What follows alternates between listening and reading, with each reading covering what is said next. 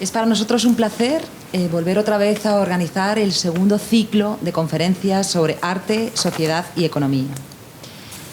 Este ciclo lo iniciamos ya el año pasado y bueno, pues estuvimos hablando sobre diferentes temas, ¿no? Hablamos sobre los NFTs, sobre el blockchain, sobre arte, mecenazgo, historia. Y en este segundo ciclo de conferencias que tenemos el placer de organizar junto con Madrid Foro Empresarial, la Fundación Ibercaja, la Fundación Complutense y Círculo Art Analytics, pues vamos a seguir abordando temas de muchísimo interés y componentes de primer nivel que están hoy aquí con nosotros, a los que estamos muy agradecidos. Y bueno, vamos a hablar hoy sobre los nuevos retos del mundo editorial y los medios de comunicación. Hablaremos un poco sobre la importancia de la difusión del arte contemporáneo en los medios de comunicación y cómo el arte influye y determina estos medios, los nuevos retos, los nuevos soportes, las nuevas plataformas y las tendencias del mundo editorial. Yo quiero invitaros también a las próximas jornadas de nuestro ciclo de conferencias que tendrán lugar el 18 de mayo. En esta hablaremos sobre los mercados de arte contemporáneo y el 8 de junio hablaremos sobre arte y arquitectura. Y bueno, quiero también aprovechar la ocasión de todos los que habéis podido hoy estar aquí presentes con nosotros en este ciclo de conferencias para invitaros después, al terminar, a ver nuestra exposición que tenemos en las otras plantas de más abajo. Es una exposición que hacemos con la Fundación Complutense y es sobre los 35 veranos que recoge la historia de los cursos de verano de la Universidad Complutense a través de sus diferentes carteles. La inauguramos esta exposición el 16 de marzo. Y bueno, a través de estos 35 carteles se anuncian los cursos de verano de la Complutense de San Lorenzo del Escorial desde su inicio en el 88 hasta la actualidad. Y entre los autores y autoras que destacan hay artistas tan conocidos como Juan Genovés, Eduardo Chillida, Eduardo Úrculo, Miguel Barceló y bueno, pues entre muchos otros, ¿no? Entonces os invitamos después a poder ver esta exposición de los 35 veranos de los cursos de verano del Escorial. Y bueno, muchísimas gracias. Le voy a dar la palabra a Íñigo Aguirre, que es jefe del área territorial de la Fundación Ibercaja, para poder inaugurar también este segundo ciclo de conferencias. Cuando quieras, Íñigo. Bueno, muchas gracias, María Jesús. Bueno, pues querida María Jesús, querido Fernando, también un recuerdo para Guillermo, que no ha podido acompañarnos y que es también el alma mater, ¿no? de estas mesas redondas. Bueno, pues muchas gracias en nombre de Fundación Ibercaja, pues por impulsar este nuevo ciclo que hoy nos vuelve a reunir otra vez en torno al mundo del arte, ¿no? Hace ya un año, como ha dicho María Jesús, pusimos en marcha este proyecto con Fundación Pons y con la colaboración de Circular Art Analytics y Madrid Foro Empresarial. Y bueno, pues el propósito de este foro de debate era pues poner el acento en todos esos temas candentes que la industria pues tiene ahora mismo entre las manos, que son muchos, ¿no? Pudimos explorar pues eso, una pequeña parte de un mundo pues muy complejo y que, como la mayoría de sectores que hay ahora mismo en nuestro tiempo, pues está en permanente transformación, y a veces una transformación no solo importante, sino que va demasiado rápido, ¿no? Hemos visto pues cómo afectan las nuevas tecnologías a la creación y a la comercialización de la obra del artista.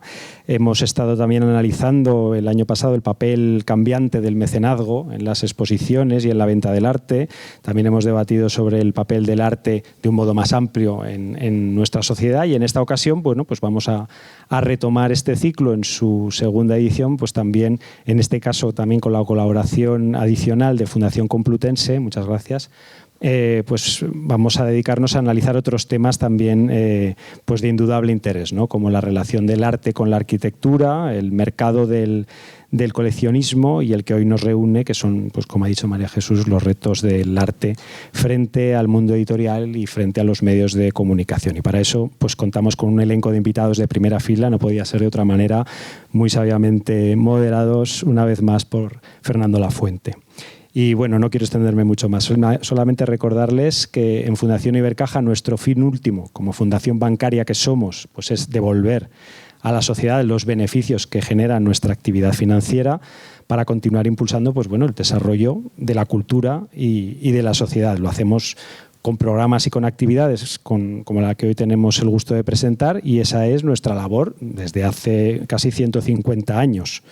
De modo que esta será pues una muestra más, ¿no? de ese compromiso con el arte que todos tenemos y que hoy aquí nos ha unido. Pues muchas gracias a todos, y Fernando, pues cuando queráis. Muchas gracias. Bueno, pues buenas tardes, gracias por su asistencia, y efectivamente vamos a dar comienzo segundo ciclo, lo cual es muy gozoso decirlo, ¿no? Porque eso significa que el primero no salió demasiado mal. El artífice de todo esto es Guillermo, y por lo tanto yo soy su ventríloco. O sea, no se preocupen, que aquí la clave es Guillermo, y siento muchísimo que él no esté, porque él es el que anima, el que plantea y el que busca precisamente los espléndidos colaboradores que siempre en el primer ciclo tenemos, y en el segundo, por lo que hemos visto los dos, pues va en la misma tónica, ¿no?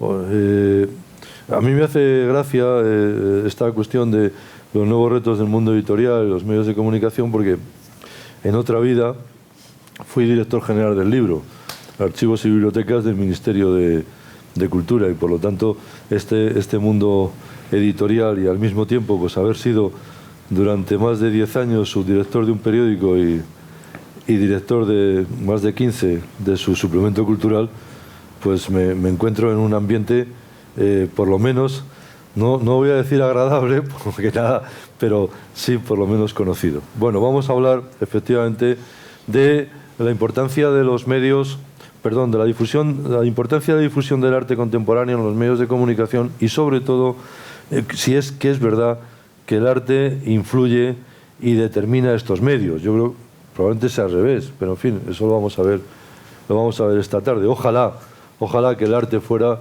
quien influye y determina estos medios, con la situación además de extraordinaria crisis que están viviendo los medios de comunicación, por lo menos los medios de comunicación tradicionales, y más concretamente porque la televisión y la radio no lo están viviendo, pero sí la prensa de papel, e incluso la prensa digital también, ¿no? Y lo que vamos a hablar precisamente es de esos nuevos retos, de esas nuevas plataformas y de esa tendencia del mundo editorial.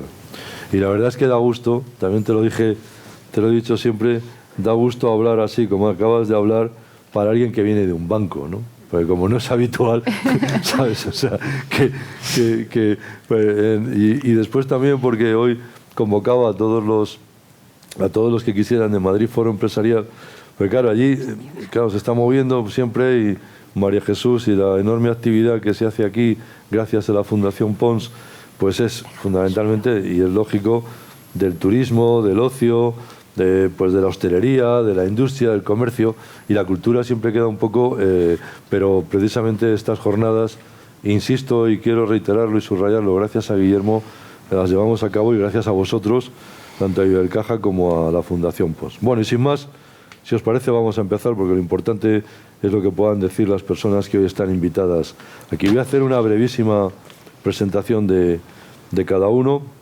Empezaré por el orden que me haya puesto Guillermo, que no va a ser probablemente el orden de intervención, de esa primera intervención. Pero Yolanda Vergareche, Yolanda, muchísimas gracias por haber acudido a la cita. Es directora de Insight Goya, CEO y fundadora de Siberia. Luego nos dirás lo de Siberia, ¿qué es? Porque suena estupendamente. Pero vamos, ella es licenciada en Ciencias de la Información por la Complutense, y lleva muchísimos años en la comunicación, la producción audiovisual, ¿no? Antena 3 Televisión, Telson, donde más ha sido directora general, el CEO de Madrid Arte Cultura, que ahora se llama Madrid Destino. Ahora es Madrid Destino. Pues sí. Que Dios nos bendiga. Y que pertenece al Ayuntamiento de Madrid. No, es algo muy importante, dejaros de historias. Enhorabuena por la cabalgata que te ha tocado a ti. No diré por otras, pero por la que tú has participado, porque ha sido un éxito extraordinario, ¿no? Y la primera exposición inmersiva de Ingoya, ¿no? Sí. Bien, inmediatamente después, está Margarita González Vázquez, que creo que también debe tener alguna culpa en la exposición de ahí abajo, ¿no? Algo, que es investigadora y sobre todo docente de la Facultad de Bellas Artes de la Universidad Complutense, especializada en dibujo y en obra gráfica, pero también forma parte del Benveniste Contemporary, ¿no? Que es un taller junto con Dan Albert Benveniste, ¿no? Que hacéis producciones gráficas originales con artistas muy conocidos, fundamentalmente, ¿no? Cosme Martí Arena, que esto ya son palabras serias, ¿eh? Esto es Sony Pictures, ya esto, cuidado, ¿no? Pero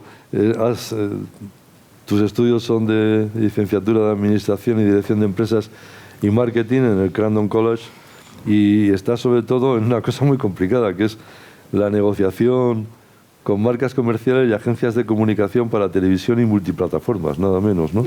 No. Que es, joder, desarrollo de contenidos y la publicidad tanto en televisión como en online, y además con los deportes también. ¿Sport? No, es una parte de videojuegos. Ah. Es una cosa de PlayStation, pero pues es muy interesante. Pertenecemos al mismo grupo. Muy interesante, ¿no? ¿Has estado en Nickelodeon? Sí, sí, bueno. El grupo Viacom, sí, efectivamente. Sí. En Localia, que estaba el grupo Prisa, ¿no? Que era esas televisiones que estaba... Justo. Locales. Exacto, me acuerdo perfectamente. Porque estaba Carmelo Encinas con él, ¿no? Un gran amigo mío. Sí. Exactamente, ¿Ah, sí? Sí, mucho.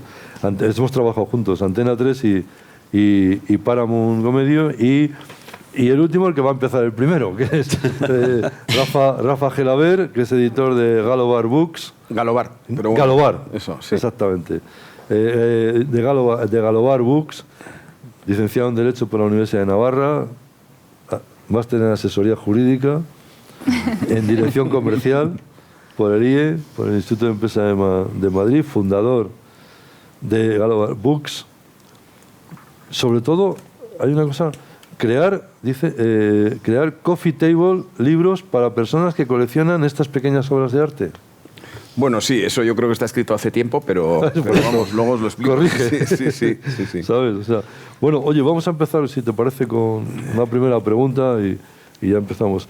El libro como icono del arte desde Gutenberg hasta hoy, hasta el metaverso, ¿no? Es decir, hoy uno de los asuntos muy complicados, y ayer ha habido una noticia inquietante, es toda la cuestión de la inteligencia artificial, ¿no?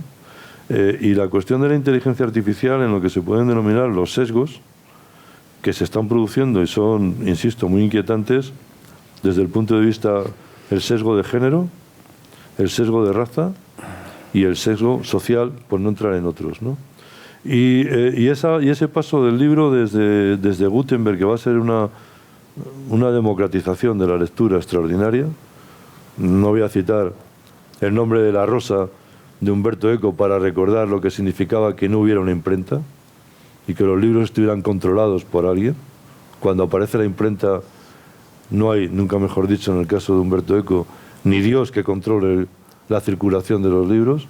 Se pueden prohibir, se pueden quemar, pero no los van a parar nadie, y probablemente está ahí el cenit del centro de la ilustración europea, ¿no? Y eso significa una democratización extraordinaria que llega hasta un momento, hasta ahora, al principio de las primeras décadas del siglo XXI, con Internet y con lo que aparece el metaverso. Y yo creo que Rafa puede ser una persona que nos cuentes un poco desde tu punto de vista. Yo os cuento, primero, como has contado un poco quién soy, la biografía de inteligencia artificial, os pediré un poco de ayuda y eso de metaverso. Pero como has explicado, y este editor y máster en asesoría jurídica de empresas y todo esto, ¿no? Bueno, la explicación es que, bueno, mi familia, mis primos tenían mi primer trabajo. Yo era licenciado en Derecho, estudié asesoría jurídica y estuve trabajando durante 7 o 8 años en Aranzadi Editorial, que era una editorial jurídica. Impresionante. Era una editorial jurídica. Era la editorial jurídica. Y hasta que se vendió a Thomson en el año 99, y a partir de ahí ya, en un cambio de tercio muy radical, pues he tenido 20 años una agencia de publicidad y me he dedicado a la publicidad. Y entonces, bueno, muy complicado mundo ahora actualmente, sobre todo si tienes que negociar con centrales de compras y anunciantes y con agencias de publicidad.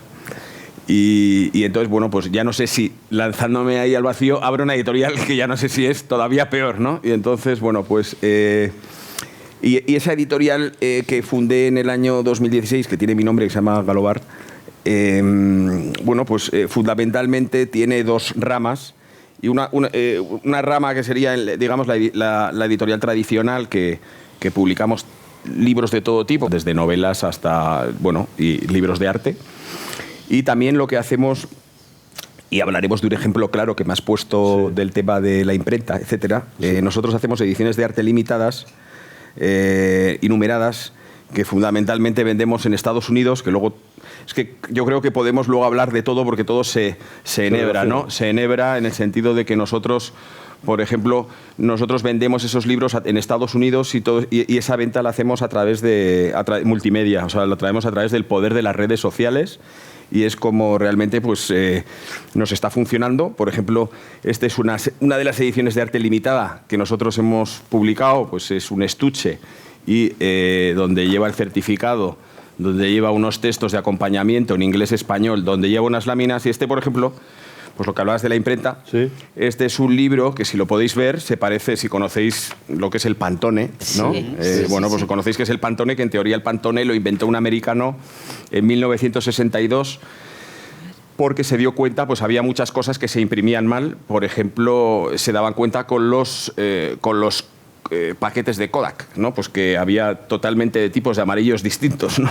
Entonces, al final, pues que trabajaba en un mundo en la cosmética y tenían ese tema de las gamas de color, pues creó el Pantone. Pero 300 años antes, un holandés que se llama Bogert, de Delft, del mismo sitio donde nació Vermeer, bueno, pues creó este libro, que son 912 páginas, donde explica todo el tema del Pantone 300 años antes, y está en holandés.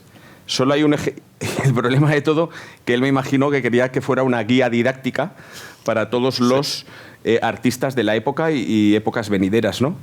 ¿Y qué pasa? Que al final, realmente, la imprenta de aquel tiempo no estaba capacitada para poder imprimir en cuatricomía esta publicación, y esta publicación, hasta que nosotros dimos con ella, vive por ahí, que ahora precisamente estaban en Niza, en una biblioteca, y precisamente la tienen como... porque han tenido obras y la tienen todavía pues escondida, ¿no? O sea, que nadie conoce de ella, ¿no?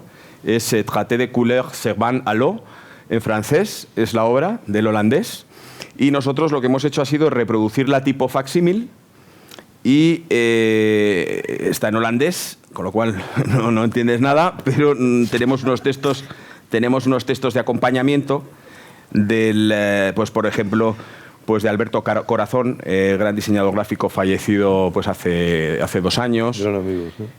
Tenemos un texto de Bellas Artes de la Complutense, Elena Vázquez Dueñas.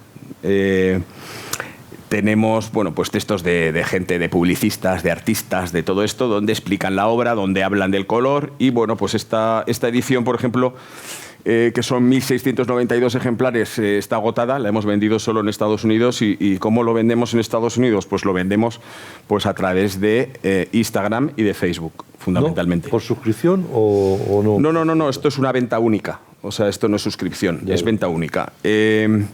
Como ha funcionado fenomenal, ahora hay una edición que es parecida, que se llama Black and Gold Edition, donde digamos que hay otros valores añadidos y que son 1.592 ejemplares.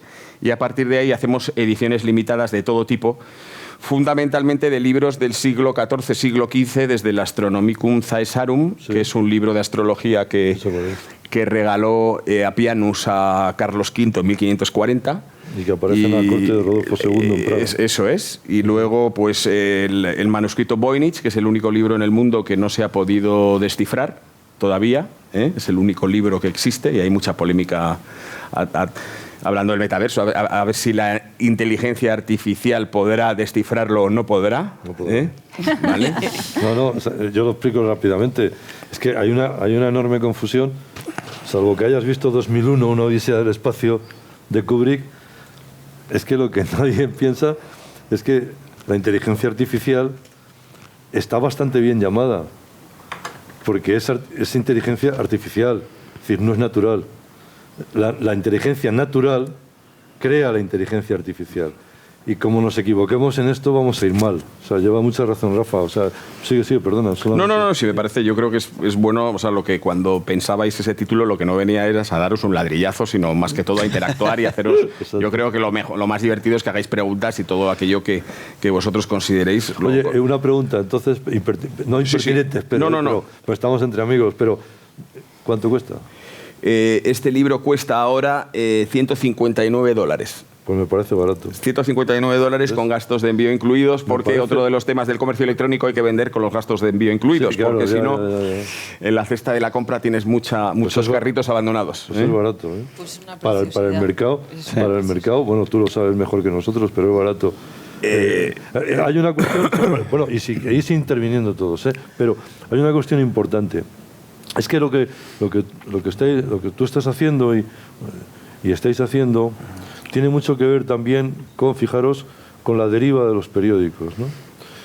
Hoy los periódicos prácticamente, o eso se está diciendo, no venden información, porque la información la tienes desde que te has levantado.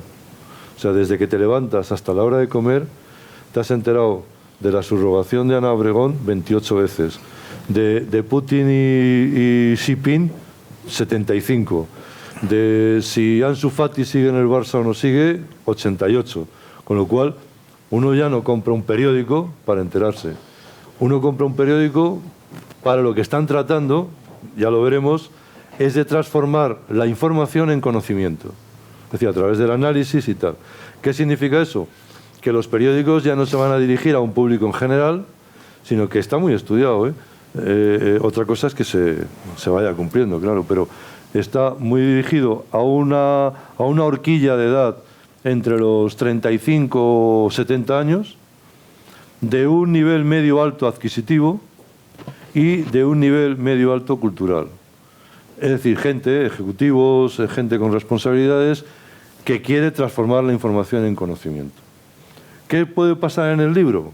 Y ahí, enhorabuena por lo vuestro, En el libro puede pasar, para ir a lo del multiverso, que vayamos a un, no me gusta el verbo, pero en fin, a un consumo de libros, no voy a decir exquisitos, pero sí que vayan dirigidos a un determinado tipo de gente que ya no va buscando el libro de bolsillo porque lo puede tener en el digital. No sé, Rafa, ¿qué piensas de eso? Sí, no, está claro. Está claro, nosotros estamos investigando, pero vamos, a ver, es muy... hay otra de las cosas, porque mezclando también el tema de la difusión, de la comunicación, de la comercialización de todos estos libros, porque, nosotros hemos probado hacerlo en España, pero en España, por ejemplo, no podríamos vender los 1.692 ejemplares estos, aparte de que... el cliente americano para cuando estamos hablando de este tipo de libros de una venta online, que lo puedes poner a un determinado precio porque precisamente lo estás vendiendo, las ventas son ventas online, son ediciones limitadas, ediciones numeradas, claro. Puedes jugar sin ceñirte a los descuentos del precio del libro, etcétera. Pues bueno, en Estados Unidos el mercado americano, aparte de lo vasto que es y enorme, que son 300 millones, pues al final están acostumbrados a la compra online. O sea, confían en la compra online. Todavía en España nos falta muchísimo tiempo para confiar. El otro día pues llama gente a la editorial diciendo que lo va a comprar pero que no se atreve a pagarlo con la tarjeta de crédito, que se quiere hacer una tarjeta solo para esa compra, ¿no? Entonces, bueno, pues... Y luego, pues claro, $160 o 145 euros no es lo mismo para un americano que se baja abajo a tomarse un café, queda con un amigo, y se quedan a comer y ya se han gastado $130 porque se han tomado 2 tintos, ¿no? Sí. Y eso es lo que cuesta. Y aquí en España, pues después te lo piensas mucho más, ¿no? Vamos. Yolanda, ahora te toca a ti. La relación entre el arte y la difusión, ¿no? Bueno, yo supongo que estoy aquí para contar lo que yo he hecho, que es Ingoya, que es una exposición sobre Goya inmersiva. Y bueno, exposición o experiencia, ¿no? No es exactamente... Yo le llamaría experiencia, yo le llamaría experiencia, efectivamente. Y yo nunca me he llamado comisaria, me he llamado directora, ¿no? Porque es una cosa diferente. Es divulgar y acercar el arte al gran público. Entonces, bueno, creo que como todos tenemos un móvil en el bolsillo, todos estamos bombardeados absolutamente por información, por audiovisuales, la gente joven es incapaz de leer, le cuesta mucho leer.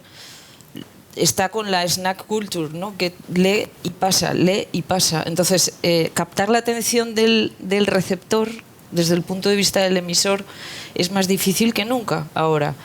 Y el reto, bueno, que yo me planteé fue cómo acercamos a ese público, al gran público, al arte, ¿no? y a gente como Goya, que es un pintor inmenso, vastísimo, con una diversidad en toda su obra increíble y apasionante, que no tiene nada que envidiar a ningún juego de la Play, ¿no? Porque es que prácticamente la dirección de arte está inspirada en su pintura negra, probablemente. ¿Y el cine? Y el cine, pues fíjate, ¿no? Guillermo del Toro tiene, o sea, en fin, todo Goya es una influencia enorme en todo el arte posterior a él y en el imaginario. Entonces el reto fue ese, y lo primero que hicimos fue basarnos sobre dos pilares. Uno, el rigor, coger un gran especialista sobre Goya como Virginia Albarrán, que era la mano derecha de Manuel Amena. Muy asustada cuando le llamé y le propuse hacer esto, me dijo, es que esto de las exposiciones inmersivas a mí no me gusta, esto es horroroso. Y yo le dije, hombre, exposiciones inmersivas hay como películas, puedes ver Bergman o puedes ver Ozores o puedes ver, o sea, es una herramienta. Luego, como la utilicemos, depende del rigor y de el cuidado que pongamos. Y el mimo. Desde el rigor del conocimiento de Virginia empezamos a construir un relato con un director creativo que es Juan del Can, que vive en Los Ángeles, pero es español y es alguien que desde la primera vez que yo vi una exposición inmersiva en París me encantó, me gustó la idea, pero la ejecución no, pensé, le falta, ¿no? Y cuando yo he trabajado mucho en publicidad con gente, directores de arte con mucho talento, a mí me molestaba mucho que intervengan los cuadros tanto, que muevan los ojos o las manos, que hagan una animación de lo que había pintado el pintor, ¿no? A mí yo pensaba, esto lo podemos utilizar y podemos hacer un zoom. Si hay una puntilla o hay un ojo, nos podemos meter en el ojo, pero lo que no vamos a hacer es que pestañee. Es un dibujo animado. Permíteme que le pregunte a Margarita, porque se tiene que marchar. Ah, después seguimos, claro. Seguimos nosotros tres. Pero y a Margarita le tocaba lo de la vanguardia de la difusión del arte contemporáneo a través de las nuevas tecnologías. Yo te voy a preguntar, ¿y eso cómo lo solucionáis en la facultad? Siempre las facultades tan conservadoras como son. La facultad de la Complutense es afortunadamente muy plural, con lo cual una mirada conservadora convive con otras muchas miradas, afortunadamente, porque esa es su razón de ser y eso es lo que debe ser.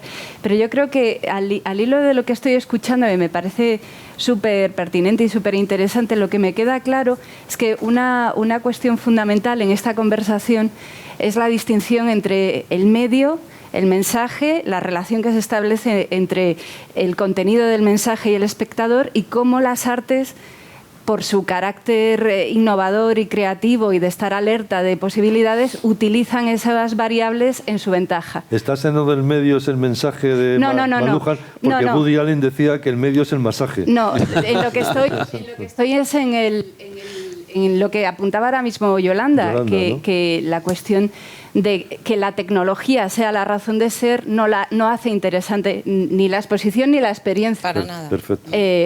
Y en cambio, por ejemplo, si vamos a las antípodas de la contemporaneidad de la tecnología, es decir, las técnicas de multiplicidad más antiguas, como pensemos, por ejemplo, en las ediciones de obra gráfica, ¿no? de las ediciones de calcografía del siglo XV en adelante, que no deja de ser un medio de reproducción que permite lo múltiple y absolutamente tecnológico, tienen sentido en tanto en cuanto facilitan que un mensaje resuene en distintos contextos y ofrecen la posibilidad de que el artista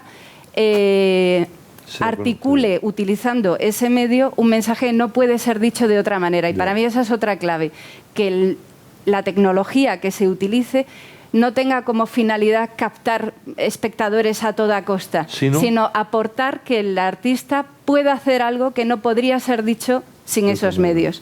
Y eso es un estudio sociológico, crítico, cultural, apasionante, donde no se cae en la caricatura que tú decías, obviamente, sino que se exploran otras formas de relación.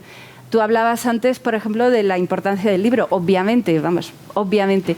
Y cuando apuntas lo de la cuestión de crear conocimiento, en realidad estás hablando de que, igual que hablamos de matemática manipulativa, hay una experiencia en la lectura manipulativa que interviene en esa relación, no solo con el objeto, sino con el mensaje que contiene el objeto. Con lo cual, yo creo que, por supuesto, que el arte, y el arte contemporáneo, desde luego, utiliza todo eso como un escenario de desarrollo claramente, más allá de que esté virtualizado o que utilice estrategias basadas en determinados parámetros de software, de inteligencia artificial, tal, que hasta cierto punto es casi un complemento supeditado al hecho de aprovechar nuevas herramientas de desarrollo. Se plantea un interrogante, ya te voy a preguntar, bueno, te toca a Cosme, bueno, Cosme y después seguimos, pero, porque, claro, ahí se plantea un interrogante muy fascinante, que es que tanto el libro como Goya, por decirlo así, desde un punto de vista no de Blade Runner, pero en fin, de ciencia ficción, esto se puede quedar para élites y nada más. No, espera, ¿por qué?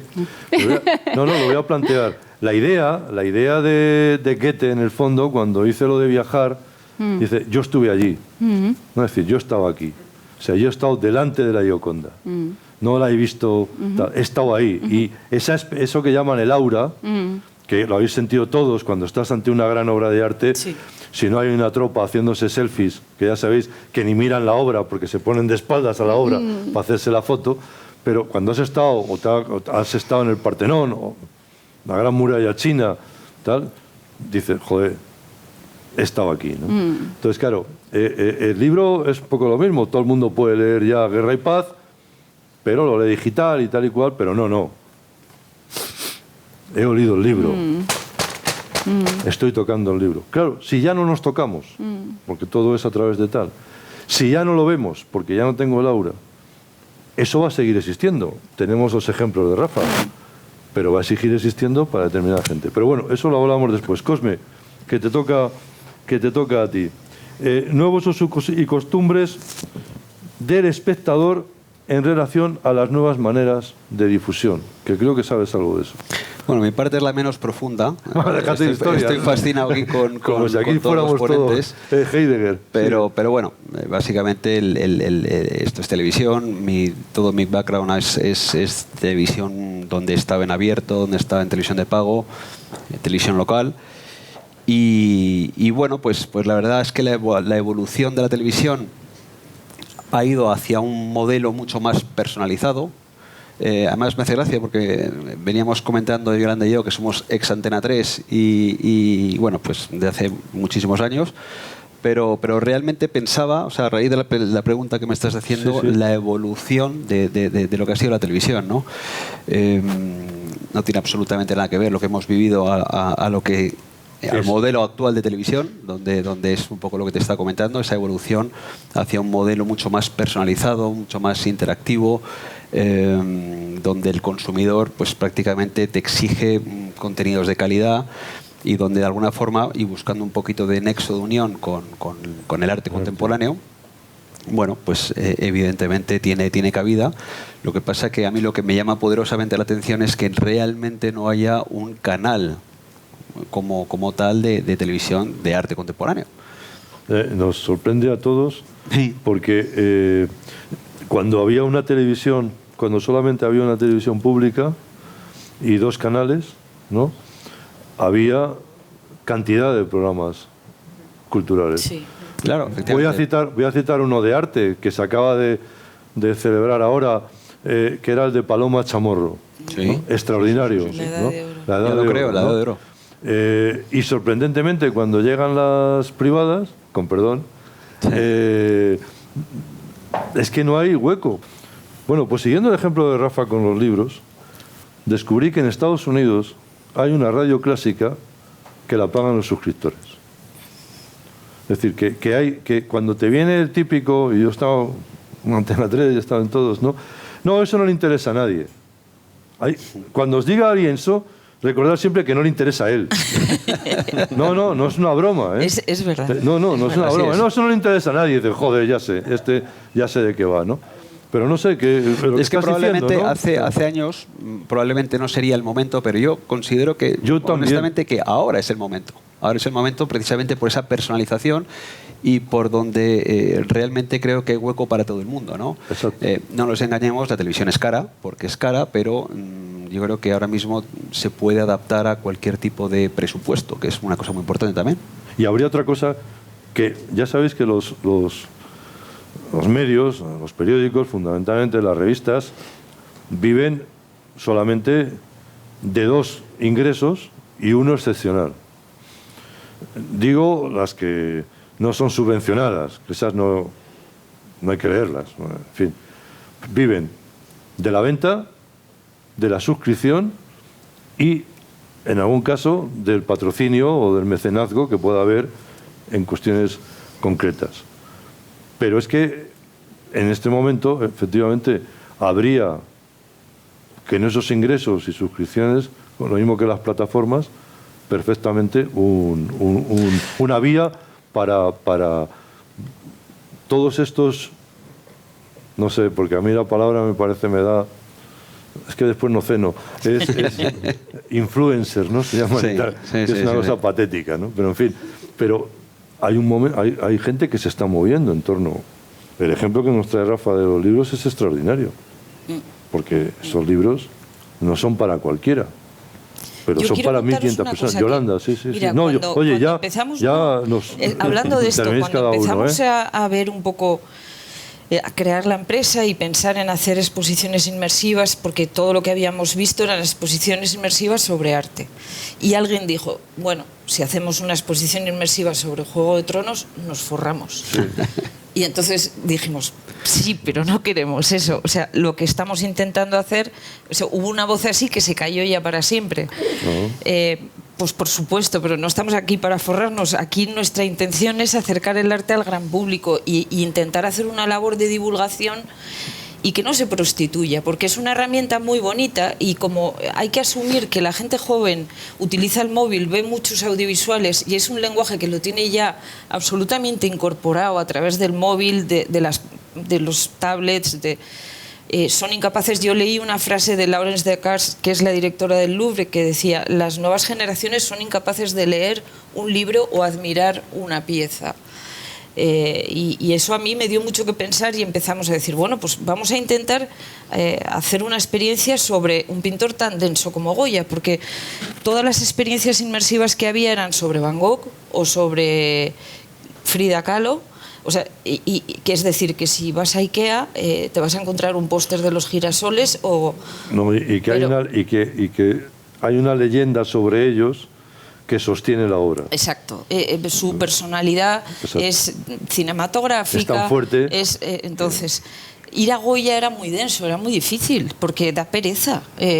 Goya lo estudias en el cole y la gente que no es amante del arte, pues además te dicen, ¿y por qué no Velázquez? Que me gusta más, las meninas, ¿no? En fin, queríamos hacer una aproximación a la visión de Goya tan potente. ¿Y cómo ha funcionado? Pues mira, lo más impactante fue que estrenamos en Granada en plena pandemia, porque antes de venir a Madrid queríamos pilotar la nave un poco y en el primer pase que hicimos el público rompió a aplaudir. Y la gente, claro, después de estar en casa metidos, de repente que ver una cosa así, hecha con sensibilidad y entender una nueva visión sobre un pintor que no te apetecía demasiado porque te remite al cole, ¿no? A tener que examinarte y tal. Entonces, ha ido muy bien en Madrid. Fue fenomenal, tuvimos que prorrogar, y fue continuo el tema de que la gente aplaudiera, al salir nos daban las gracias, gente de todas las edades.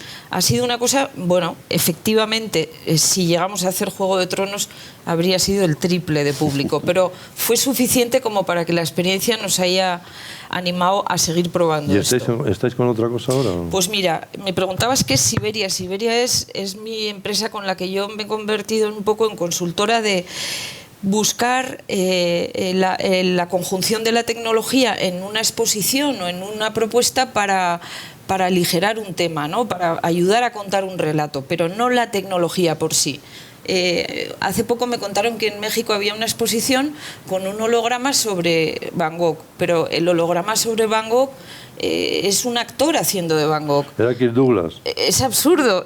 Quiero decir, tú puedes tener un holograma de David Bowie porque hay fotografías y vídeos de David Bowie que te permiten hacer un holograma del real, pero de alguien que no hay... Entonces... Pero se plantea una cuestión, más para Rafa, ¿no? Pero se plantea una cuestión curiosa, porque hay que reconocer que la tecnología creó géneros literarios. Es decir, es imposible entender la novela moderna, el Lazarillo y el Quijote, que son las dos primeras, en España además, si no está la imprenta. Es decir, lo que se está generando ahora, nosotros, claro, el drama, no el drama, o lo divertido, aunque los chinos dicen que es una maldición, hay una maldición china que te dice, ojalá vivas tiempos interesantes. Pero es una maldición. O sea, la Segunda Guerra Mundial fue interesantísima, pero en fin, que la viva otro, ¿no? Sí. Pero no, ¿por qué? Porque estamos viendo un mundo que se acaba y otro que no termina de llegar, que es típico de las primeras décadas de un nuevo siglo, que además para nosotros, no sigamos con la maldición china, es un cambio de milenio, que no es ninguna broma. Y que a veces no somos conscientes. O sea, cuando los árboles que forman un bosque no son conscientes de que forman un bosque. Cada árbol está...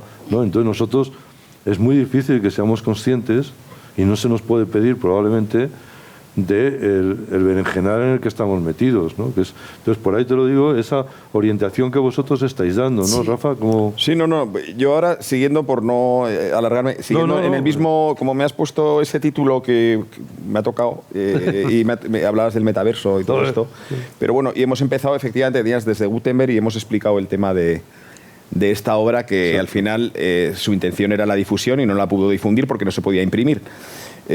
Aquí, lógicamente, nosotros, esta obra está formada por una serie de imágenes que ha hecho tiene todas las explicaciones y, lógicamente, cuando hablabas de Gutenberg al metaverso, este hombre lo que no sabía es que podría estar en el metaverso, ¿no? En un futuro, y que podrías tener una exposición virtual donde en cada conjunto de colores o cada gama de colores esa explicación que tenemos y que estamos trabajando en ello, no lo descartamos y que está en holandés.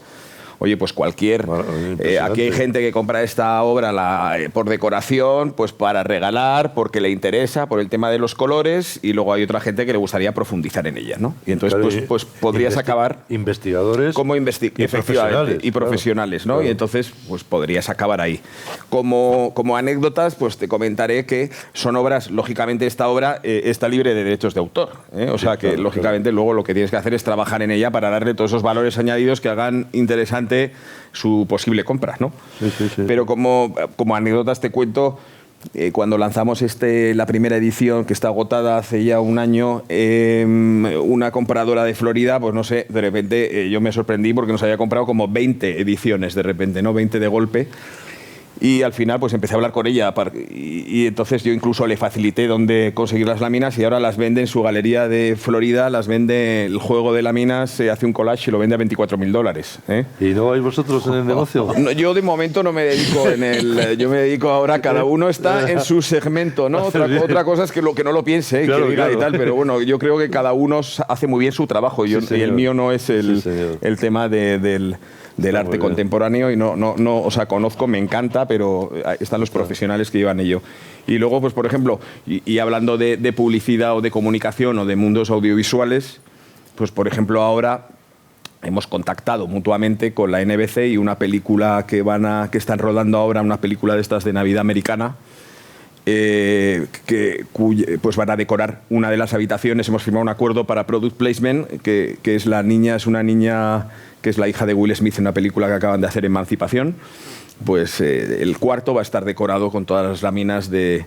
Entonces, bueno, pues es una mezcla bueno, eso también es... ese cuarto... Eso es ese product placement, ¿no? Sí, que que estamos consiguiendo y bueno, pues... Oye, ese cuarto pues, eso va a ser un lujo para la niña, ¿eh? Claro, claro. Y entonces, pero lo que quería decir es que el holandés no se imaginaba... Primero, él se imaginaba en 1692 que iba a ayudar a muchos artistas y la obra solo la conoció él y su familia. Así es lo que estabais hablando también de la democratización, ¿no? Eso, hasta que la hemos rescatado nosotros. Sí, oye, Cosme, entonces tú cómo ves lo de...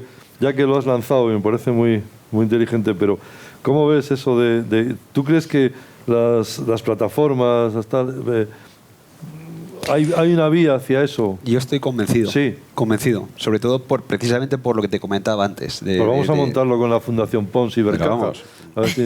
¿Dónde hay que firmar? Exacto. No, yo, hablando en serio, yo Sí. de verdad pienso que hay hueco en esta personalización, en esta diversificación que hay de contenidos, que realmente te encuentras absolutamente de todo. O sea, claro. desde un canal pádel, un canal surf, en fin. Yo creo que tiene cabida, por supuesto, y que luego que evidentemente también el consumo de televisión ha cambiado de una forma radical. O sea, es decir, que incluso cualquiera de vosotros prácticamente lineal consumís noticias y poco más. El resto es series, todo en vídeo de man, ¿sabes? Que es un poco... Series y fútbol. Eso es. O sea, aparte de deporte... entonces, al final, esta evolución, y un poco al hilo de la pregunta que me hacías, nos ha llevado también a consumir cualquier tipo de contenido en cualquier lado y en cualquier dispositivo, que también eso ha sido una evolución Esa es otra. maravillosa. Es lo que decía el catedrático de cine Román Gubén de la Universidad de Barcelona, decía muy bien, que las 5 pantallas a lo largo de la historia están en una hoy. Efectivamente. O sea, estaba el cuadro, la fotografía, el diseño, el ordenador, y todas están en el teléfono. Todas las llevamos ahí. Y las películas, por cierto, también, ¿no? Y eso es un elemento a tener muy en cuenta de cara a la revolución tecnológica y cómo se puede introducir el arte y todo lo que va alrededor en aprovechar las nuevas tecnologías, como estáis diciendo, sí, para ello. No hay nada más maravilloso que un coloquio que se te hace corto. No, en serio, lo digo totalmente en serio. Y se nos ha hecho corto porque tenemos la cosa de terminar a las 8, pero antes, si queréis hacer alguna pregunta, porque ya veis que nosotros podemos seguir aquí un buen rato. O sea que, a ver, adelante, por favor. Buenas tardes. Buenas tardes. Soy José María. José María, buenas Yo tenía tardes. una pregunta que me tenía curiosidad, porque lo hemos pensado algunas veces, que hay un poco un círculo vicioso en cuanto a la personalización de la televisión, un poco para cada uno, en el sentido de que las plataformas parece que solo producen deportes, asesinatos y algún tipo de documental, ¿no? O alguna cosa así. O sea, que están muy cerrados a una serie de temas, porque los productores cuando llegan allí le dicen, ¿me traes algo de deportes? O sea, que viene un filtro previo en las plataformas a la hora de producir cosas, con lo cual la elección tampoco es tan amplia, ¿no? ¿Hay algo de eso? Bueno, vamos a ver, yo creo que por un lado las plataformas, aquí todo el mundo le estamos pasando muy mal, es decir, que al final eso es una realidad, es decir, ya no hablo de pandemias, guerras, eso al final repercute negativamente a absolutamente todo el mundo. Las plataformas al final están muy interesadas en tener contenido de calidad, porque eso al final de alguna forma es un servicio que le estás dando a tu espectador, ¿no? A partir de aquí, pues es como todo, es decir, tampoco nos engañemos, al final esto es un negocio y los contenidos que llamamos nosotros mainstream, que viajan muy bien pues con las series, con las películas, con el deporte, es tirar a parado, o sea, esa es una grandísima realidad.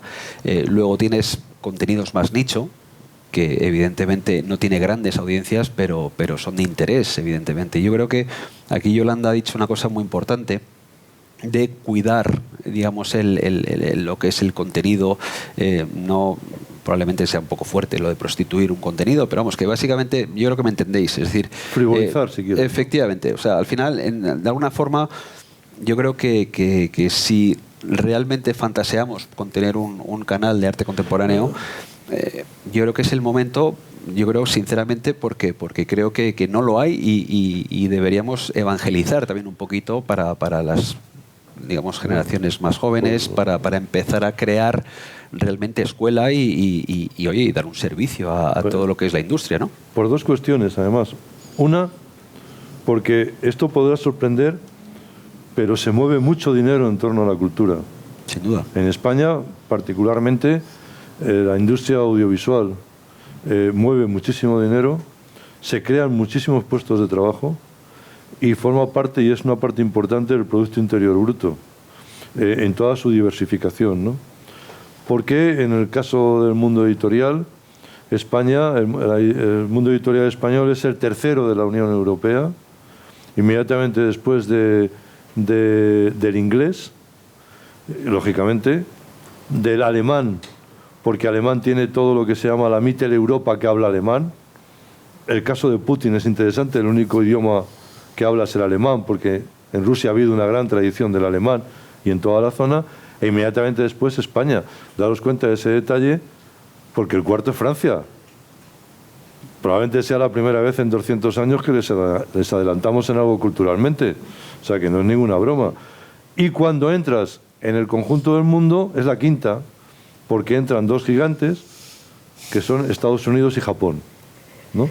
Entonces, claro, esa es una industria, o sea, ser la quinta potencia mundial en la edición de libros es una cosa muy importante que aquí no somos conscientes. Yo he sido director de Cervantes y ha sido inútil, tanto que yo fuera director de Cervantes como lo que intentaba, pero que era que nos demos cuenta que si esto lo tuvieran los franceses, dedicaban una semana de fiesta nacional, que es un idioma que a través del cine, de la música y de los libros puede llegar a casi 600 millones de hablantes.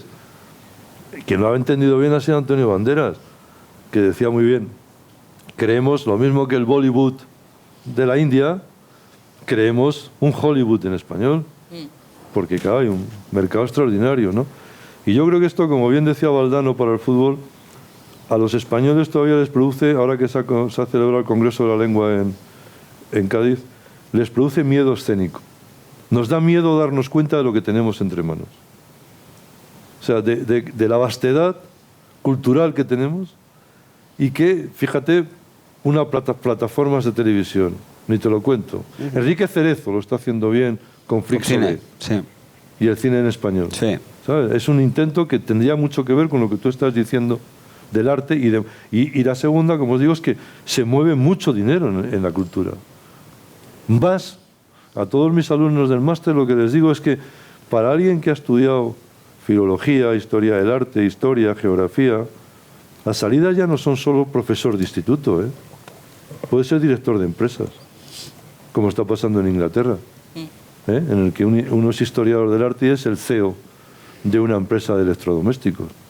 Porque la clave de lo que te está dando esa enseñanza y esa cultura es una capacidad de tomar decisiones, que no la tiene un especialista en economía o un especialista en recursos humanos, sino que tienes una visión general de la empresa, porque tienes una visión general de la sociedad. Y con la Data Analytic tienes ahí un rastreo de todo y tú tomas esas decisiones. Porque en el fondo, cuando tienes un cargo directivo, lo que te están pagando, más que por lo inteligente que seas, es por la responsabilidad que asumes al tomar decisiones. Entonces, yo, en ese sentido... Pero bueno, más preguntas, a ver.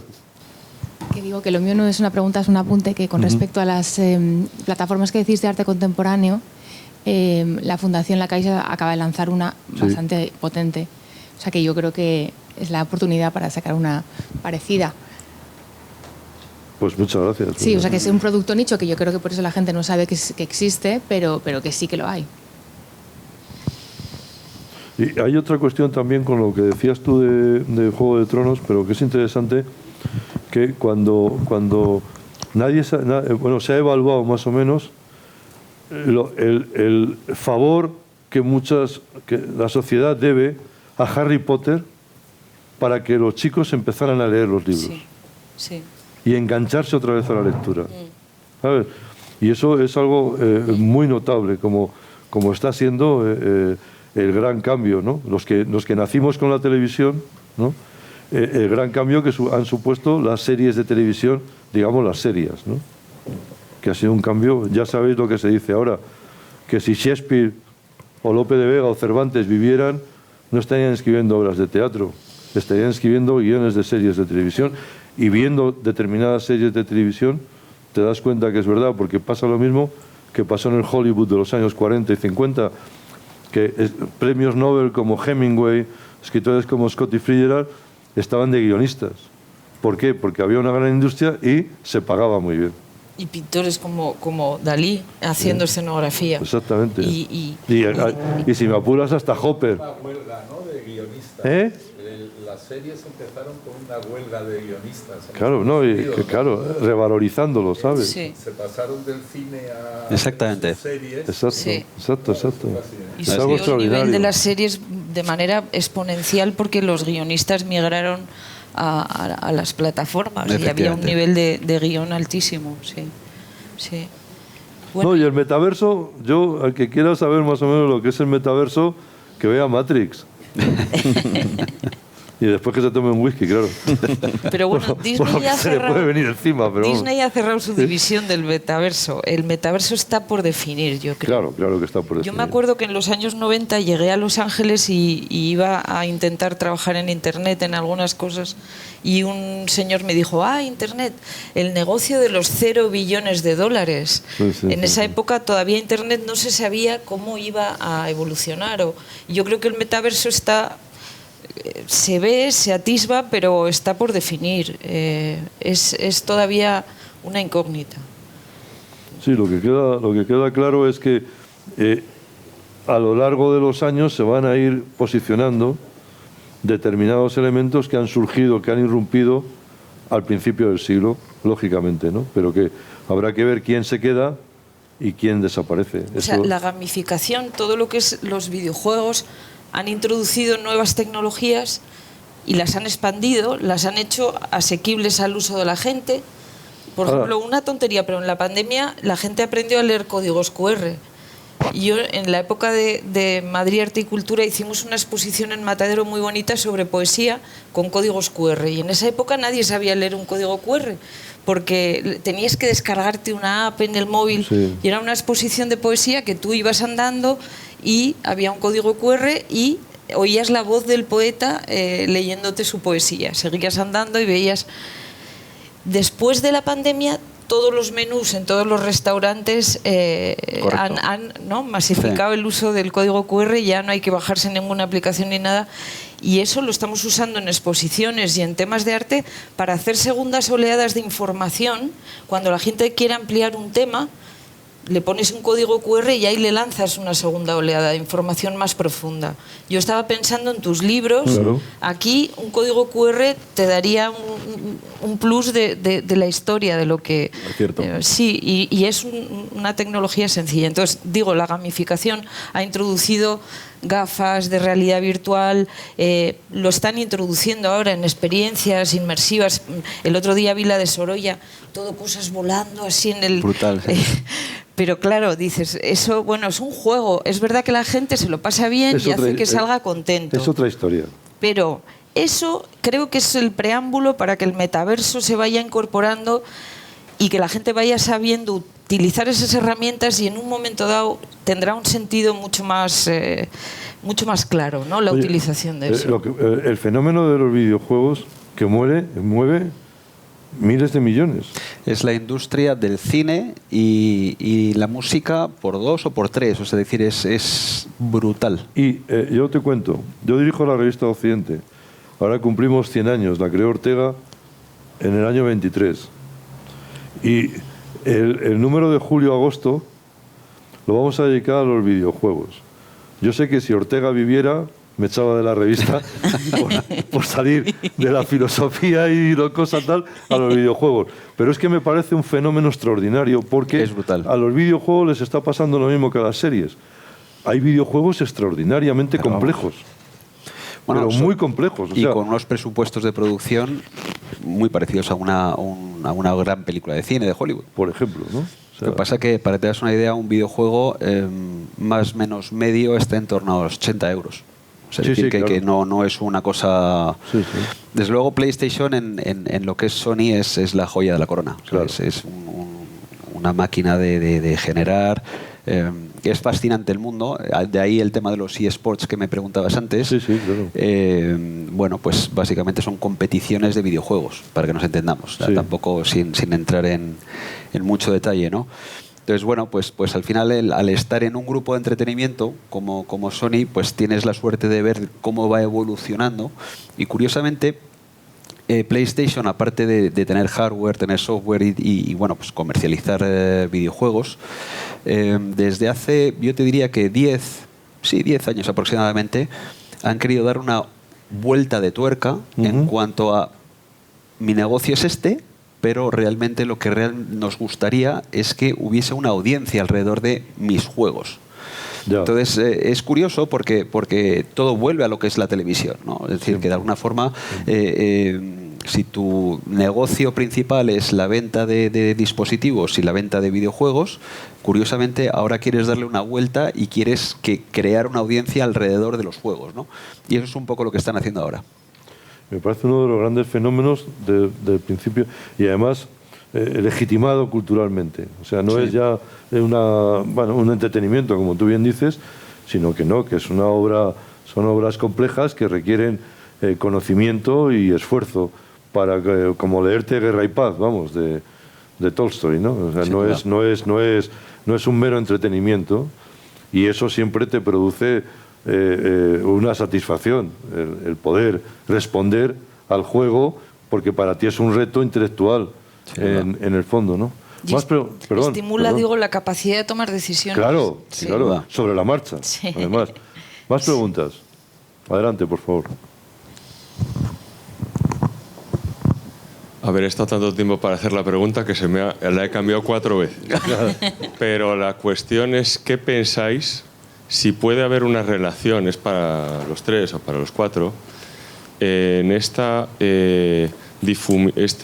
fenómeno que hemos vivido de que lo que antes era la cultura ahora es la alta cultura de una minoría total, con el arranque de siglo que hemos tenido, que tiene como una de las características más claras el políticamente correcto? Es decir, hay una censura, autocensura, en la que ya prácticamente no se puede hablar casi de nada, y un poco lo que pasaba en la Edad Media con la Iglesia. Es decir, llegó un punto en el que aquello estranguló y desencadenó el Renacimiento.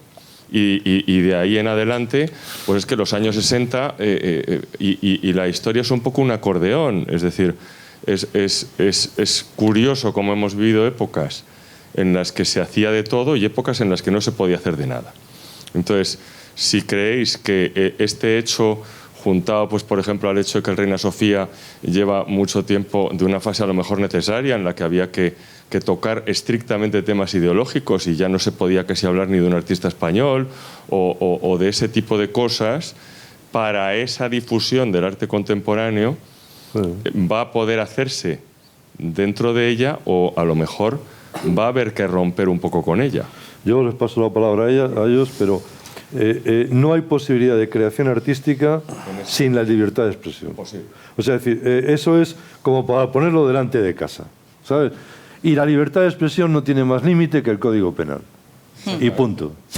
Todo lo demás es culturas de la cancelación, es autocensura, la gente tiene miedo porque te destrozan en las redes sociales, y eso se está creando un miedo en la creación muy peligroso. Muy peligroso. Muy peligroso, porque la autocensura y la cancelación son terribles. O sea, y la no diferencia, fíjate, hoy lo explicaba en clase, pero la no diferencia entre el objeto y el sujeto. Y pongamos el caso de Picasso, si queréis, ¿no? El objeto, las obras de arte, extraordinarias. El sujeto, a mí me da lo mismo lo que hiciera. Y entonces, aquí efectivamente hay un neopuritanismo laico con una neoinquisición laica, ¿no? Que ahora no viene por parte de las religiones, sino que viene por parte del vecino.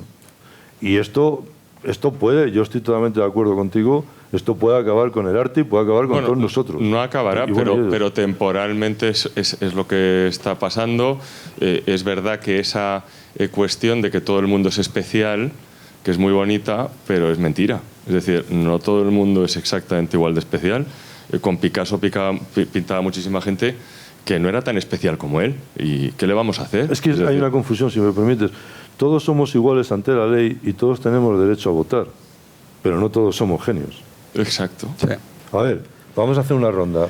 No, Rafa. me parece impecable tu respuesta y ya le conozco a Juan, luego hablo con él.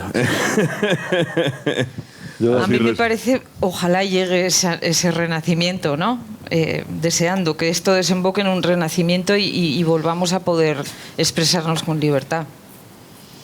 Cosme. La habéis contestado muy bien los dos, la verdad, los tres. No podría aportar nada más interesante, sinceramente. Pues hay que decir que no estaba preparado, no nos conocemos, o sea pero que yo creo que ha sido un colofón extraordinario para esta primera mesa, así que muchísimas gracias a todos. Y es, María Jesús, el 18 de mayo, que habremos pasado San Isidro.